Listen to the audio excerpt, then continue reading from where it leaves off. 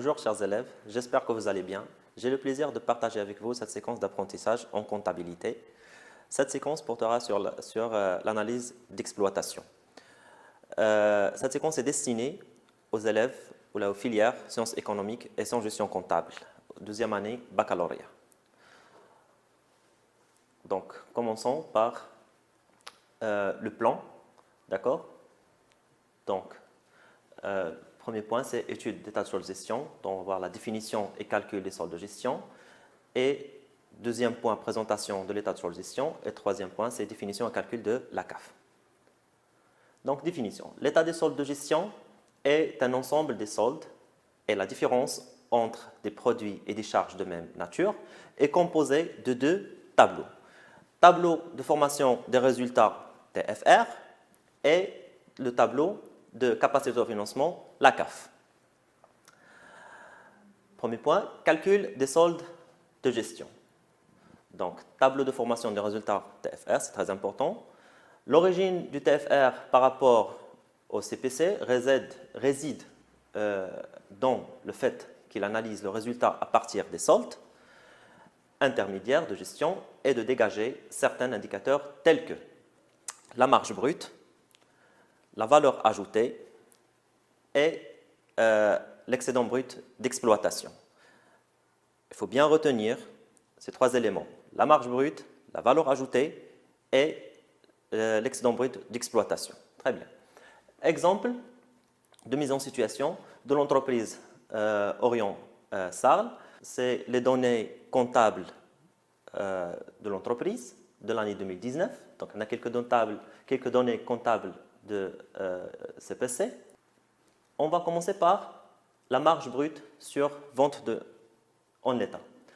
Elle mesure l'excédent des ventes de marchandises sur les achats revendus de marchandises. Il constitue le solde de gestion fondamental pour les entreprises commerciales ainsi que pour la partie commerciale des entreprises industrielles. Donc, vente de marchandises qui regroupe le compte 7111 plus 7113 moins 7119 égale, c'est la somme des achats revendus de marchandises qui regroupe les trois comptes aussi, d'accord, plus la marge brute. Exemple, donc reprenons l'exemple de la société Orion Sarl. Donc, vente de marchandises en l'état moins les achats revendus de marchandises égale la marge brute sur vente en l'état. Par exemple, le vente de marchandises c'est 600 000 moins 450 000 égale c'est 150 000. Donc, 150 000 représente la marge brute sur vente en état. Première étape. Remarque, pour les entreprises commerciales, le taux de marge constitue un indicateur fondamental pour l'analyse de la rentabilité de la politique commerciale de l'entreprise dans le temps et par rapport à la concurrence. Donc, le taux de marge, c'est la marge brute sur le vente de marchandises fois 100, multiplié fois 100. L'application, donc reprenons l'exemple de la société Orion Sarl, le taux de la marge, donc c'est 150 000 la marge brute déjà calculée avant, d'accord, sur vente de marchandises qui est 600 fois 100, d'accord, 25%. Donc, c'est-à-dire 25%, c'est-à-dire la marge brute représente 25% des ventes de marchandises. Passons, deuxième point, la valeur ajoutée.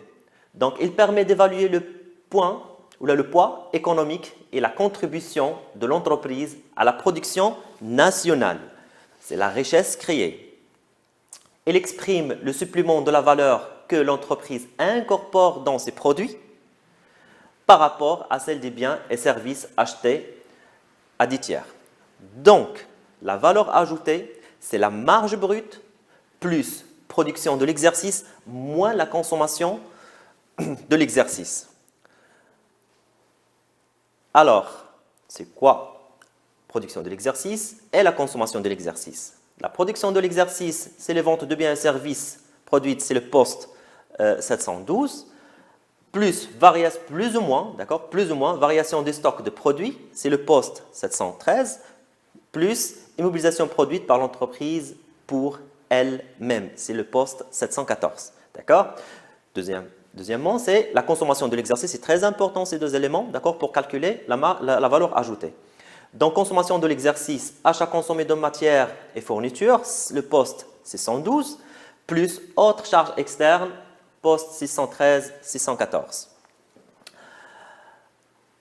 Alors, passons à l'exemple. Reprenons l'exemple de l'entreprise L'Oréal. Donc, la production de l'exercice, c'est les ventes de biens et services, plus variation de stock, moins la variation de stock, plus les immobilisations produites par l'entreprise pour elle-même. Il nous donne, c'est 2 179 500. La consommation de l'exercice, même chose aussi, c'est achat consommé de matières et fournitures, plus autres charges externes qui nous donnent, d'accord, 1 480 000 dirhams. Alors, donc, pour calculer la valeur ajoutée, c'est la marge brute déjà calculée, d'accord, plus la production de l'exercice, moins la consommation de l'exercice. Donc, la valeur ajoutée est 849 500. Remarque, la valeur ajoutée, normalement, est un indicateur de quoi? De la richesse créée par l'entreprise, c'est-à-dire sa participation à la production nationale brute. La valeur ajoutée, normalement, sert à rémunérer les facteurs de production. Donc, la valeur ajoutée, c'est la richesse créée par toutes les entreprises, d'accord? Il contribue à la production nationale. Donc, l'excédent, passons à l'excédent brut d'exploitation. Il correspond à la part de la valeur ajoutée qui revient à l'entreprise, représentant ainsi le résultat provenant de cycle d'exploitation et constitue donc le premier indicateur de rentabilité. Elle mesure aussi l'efficacité de l'activité de l'entreprise indépendamment de ses choix de financement et d'amortissement, c'est-à-dire hors éléments financiers et amortissement. Elle est négative, s'il est négatif, donc si l'excédent brut d'exploitation est négatif, c'est une insuffisance brute d'exploitation, IBE. Donc l'excédent brut d'exploitation ou insuffisance brute d'exploitation, c'est la valeur ajoutée. Pour la valeur ajoutée, plus les subventions d'exploitation, moins les charges de personnel, moins impôts et taxes. Il faut bien souligner la valeur, c'est la valeur ajoutée plus. D'accord? C'est la valeur ajoutée plus les subventions d'exploitation, moins charges d'exploitation, moins impôts et taxes. D'accord? Donc, passons à l'exemple. La valeur ajoutée, c'est 849 500, déjà calculé, plus les subventions d'exploitation, c'est des produits, moins impôts et taxes, moins charges de personnel, égale excédent brut d'exploitation sur le résultat positif, insuffisance brute d'exploitation si le résultat est négatif. Donc ici c'est positif, donc c'est excédent brut, c'est un excédent brut d'exploitation. Deuxième point, résultat d'exploitation. C'est le résultat réalisé dans les conditions normales d'exploitation. Ce résultat figure aussi au CPC. Il est égal à la différence entre les produits d'exploitation et les charges d'exploitation. Donc, le résultat d'exploitation, c'est la différence entre les produits d'exploitation et les charges d'exploitation. Toujours produit moins charge. Il constitue une bonne mesure de la performance industrielle et commerciale de l'entreprise, indépendamment de sa politique de financement et des opérations non courantes. Indépendamment de sa politique de financement et des opérations non courantes. Très bien. Alors, donc, l'excédent brut d'exploitation ou insuffisance brute d'exploitation, plus les autres produits d'exploitation, moins les autres charges d'exploitation, plus les reprises d'exploitation, moins les dotations d'exploitation. On remarque très bien que c'est les produits, moins les charges, produits, et les charges, moins les charges. D'accord? Donc, prenons l'exemple de même entreprise. L'excédent brut d'exploitation, d'accord, déjà calculé, plus les autres produits d'exploitation, moins autres charges d'exploitation, plus reprise d'exploitation, moins les dotations d'exploitation. Le résultat d'exploitation, donc, c'est 118 900. Très bien. Passons aux autres résultats, c'est-à-dire les autres soldes. On a deux.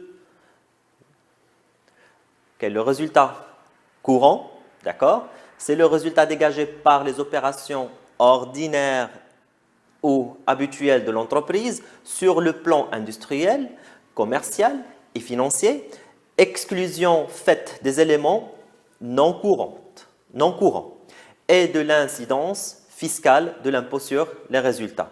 Prenons l'exemple, c'est-à-dire, donc le résultat d'exploitation, c'est le résultat d'exploitation plus résultat financier égale plus ou moins résultat courant. C'est-à-dire que le résultat courant peut être positif comme peut être négatif. D'accord? Donc, et le résultat financier, ça c'est un rappel, d'accord? Résultat financier, c'est les produits financiers moins charges financières. D'accord? Donc, passons à l'exemple. Passons au deuxième élément, c'est le résultat net de l'exercice. D'accord? Donc, il s'agit de dernier résultat obtenu après avoir déduit des produits la totalité des charges comptables par l'entreprise. D'accord? C'est un indicateur comptable qui mesure l'enrichissement de l'entreprise et les associés. Il est généralement utilisé pour calculer la rentabilité financière de l'entreprise. Passons à l'exemple et le formule aussi.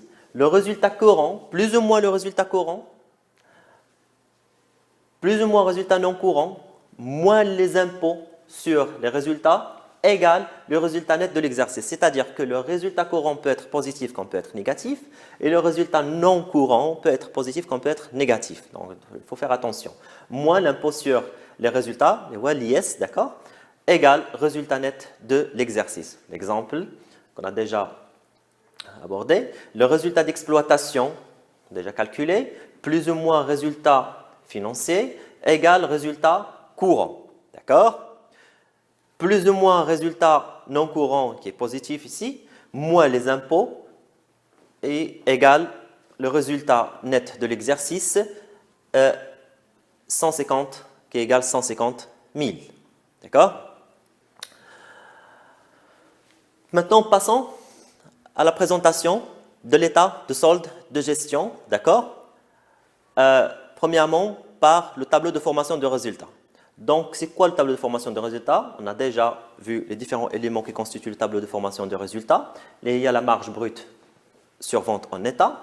Deuxièmement, production de l'exercice et consommation de l'exercice. Troisièmement, tout ça pour calculer la valeur ajoutée. Dès qu'on calcule la valeur ajoutée, on prend la valeur ajoutée, on ajoute les subventions, les impôts et taxes, et on extrait les impôts et taxes et charges de personnel pour calculer l'excédent brut d'exploitation ou insuffisance brute d'exploitation. Sixième résultat très important, c'est le résultat d'exploitation et aussi le résultat financier et le résultat courant pour arriver à la fin à calculer le résultat net de l'exercice. D'accord? Donc, d'après l'exercice de l'entreprise Orient-Sarl, donc ça c'est le tableau de formation de résultats. D'accord? Donc, les données, ça c'est les données de l'exercice. Donc, c'est de vérifier après le calcul, d'accord, pour passer au deuxième point.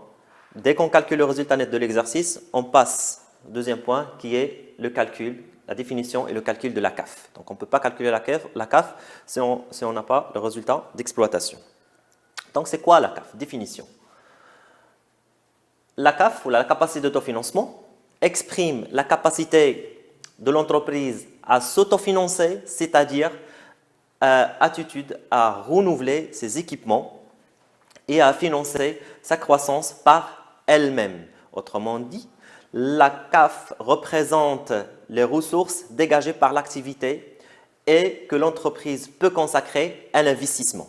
D'accord? Normalement, au financement durable de la croissance de l'entreprise, ce qu'on appelle, et aussi à la rémunération du capital sous forme de dividendes. Donc, au financement durable de la croissance de l'entreprise, c'est l'autofinancement. Et à la rémunération du capital sous forme de dividendes. C'est déjà, c'est-à-dire dividendes. Calcul, maintenant on passe au calcul de la CAF. Le calcul de la capacité d'autofinancement nécessite la consultation de certains documents tels que le tableau d'amortissement, d'accord, déjà vu la première partie, le tableau des provisions aussi, déjà vu aux premières parties, chapitre de provisions, et aussi, donc le calcul de la CAF, normalement, peut s'effectuer par deux méthodes. La première méthode, c'est la méthode additive. La deuxième méthode, c'est la méthode soustractive à partir de l'excédent brut d'exploitation à ne pas traiter. D'accord? Selon le cadre référentiel, bien sûr. Ne pas traiter la méthode soustractive. Donc, d'après la méthode additive, la CAF est l'ensemble des ressources internes que l'entreprise conserve pour son financement et elle est calculée à partir du résultat net de l'exercice. Donc, puisqu'elle est calculée à partir du résultat net de l'exercice, donc le résultat net de l'exercice, on ajoute les charges calculées et on soustrait les produits calculés, c'est-à-dire les charges, on a les dotations stables relatives à l'actif immobilisé. Les dotations stables, c'est-à-dire c'est les dotations durables. Seulement les dotations durables. D'accord? Et au financement permanent et aussi la VNA des immobilisations cédées. On ajoute les VNA, c'est des charges. D'accord? Donc, production calculée. Moins les productions calculées, c'est-à-dire les reprises stables. Aussi, les reprises stables, c'est les reprises durables. Durables. D'accord? Relatives à l'actif immobilisé et au financement permanent. Et aussi, moins les PC, c'est-à-dire produits de cession des immobilisations. D'accord? Donc, normalement, pour calculer la CAF, on passe au tableau suivant. À partir du résultat net de l'exercice, c'est bénéfice, c'est positif, c'est-à-dire représente bénéfice, négatif, c'est-à-dire représente perte. Donc, c'est les bénéfices, c'est positif. Donc, le résultat plus les dotations d'exploitation, plus les dotations financières, plus les dotations non courantes, moins les reprises d'exploitation, moins les reprises financières, moins les reprises non courantes, d'accord? Moins les produits de cession d'immobilisation, plus la valeur nette des immobilisations cédées, d'accord? Égale la capacité d'autofinancement. Alors, on remarque très bien qu'il y a 1, 2, 2, 2. Donc, c'est quoi? C'est-à-dire quoi? 1. C'est-à-dire à l'exclusion des dotations relatives à l'actif et au passif circulant hors trésorerie, c'est-à-dire les dotations momentanées, et à l'exclusion des reprises relatives à l'actif et au passif circulant hors trésorerie, c'est-à-dire les dotations, on doit exclure les dotations et les reprises de l'actif et de passif circulant. D'accord? Donc, pour arriver à la fin à calculer l'autofinancement. Donc, c'est quoi l'autofinancement? L'autofinancement représente alors la ressource dont dispose l'entreprise pour financer ses investissements. L'autofinancement, c'est la CAF, la capacité d'autofinancement, la CAF, d'accord? Moins les dividendes, d'accord? Les dividendes.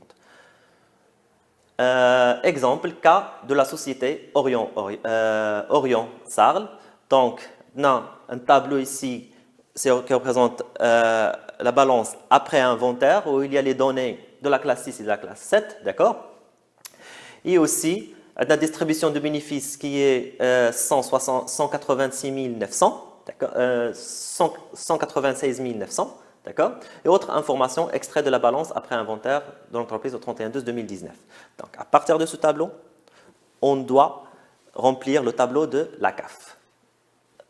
Résultat net de l'exercice déjà calculé, d'accord, qui est un bénéfice. Alors, on a les dotations, prenons l'exemple suivant, les dotations, donc bénéfice, puisque positif, donc on doit mettre 150 000 ici, d'accord, plus les dotations de l'exercice, seulement les dotations durables, donc c'est 500 000, les dotations financières aussi, c'est 3 000, et les dotations non courantes, 14 000. Seulement les dotations durables. On exclut les dotations de l'actif et passif circulant.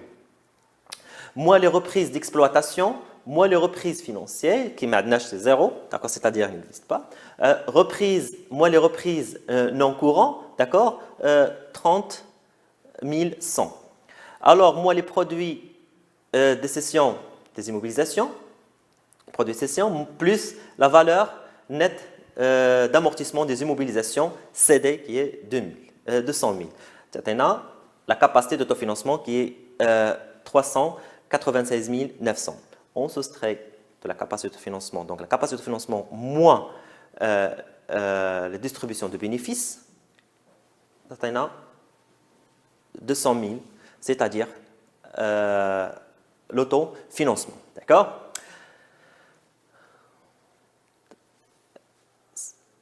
C'est bon? On a terminé la première partie. Donc, on va voir le deuxième point qui est l'état, le TED, c'est tableau d'exploitation différentielle. Merci pour votre attention.